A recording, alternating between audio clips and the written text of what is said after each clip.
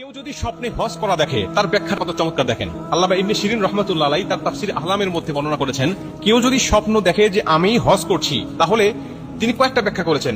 মানে স্থান কাল পাত্র ভেদে ব্যাখ্যাটা বিভিন্ন হতে পারে। তিনি বলছেন লোকটি যদি ঋণগ্রস্ত হয় আর সে যদি স্বপ্ন দেখে যে আমি হজ করছি, তিনি বলছেন আল্লাহ তাকে এই হজ করানোর স্বপ্নের মাধ্যমে এটা বোঝালেন যে অচিরেই বা খুব দ্রুতই তাকে আল্লাহ ঋণ মুক্ত করে দিবেন, সে ঋণটাকে পরিশোধ করতে পারবেন। 2 নম্বরে, সে যদি অসুস্থ ব্যক্তি হয়, সে যদি একেবারে অসুস্থ মাজুর ব্যক্তি হয়, তাহলে আল্লামা ইবনে শিরিন রাহমাতুল্লাহ আলাইহি বলছেন যে আল্লাহ তাকে এই ইঙ্গিতটা দিচ্ছেন যে খুব অচিরেই আল্লাহ পাক তাকে সুস্থ দান করবে, সে সুস্থ আরোগ্য লাভ করবে, সে সুস্থ হয়ে যাবে, যার কারণে আল্লাহ পাক এমন একটি স্বপ্ন তাকে দেখিয়েছেন। এটা তাফসীরুল আহলামের মধ্যে আল্লামা ইবনে শিরিন রাহমাতুল্লাহ আলাইহি বলেন। এবং 3 নম্বরে ইবনে শিরিন রাহমাতুল্লাহ আলাইহি বলেন, লোকটি যদি ভীতগ্রস্ত হয় বা আতঙ্কের মধ্যে থাকে, ভয়ের মধ্যে থাকে, বিপদগ্রস্ত থাকে, তাহলে আল্লাহ পাক অচিরেই তাকে বিপদ থেকে মুক্ত করবেন, তাকে আসমানি বিপদ, জমিনি বিপদ, হাওয়াই বালা, জমিনি বালা, বিভিন্ন বালা মুসিবত এবং বিপদ থেকে আল্লাহ পাক তাকে হেফাজত করবে, বিধায় তাকে এই স্বপ্নটা দেখিয়েছেন। শুধু তাই না, হজ করতে দেখলে কি হয় এই সম্বন্ধে ইবনে শিরিন রাহমাতুল্লাহ আলাইহি বলেন, সে যদি হজ না করে থাকে, সে যদি একবারও হজ না করে বা উমরা না করে, তাহলে আল্লাহ পাক তাকে অবশ্যই মৃত্যুর আগে তাকে হজ করাবেন,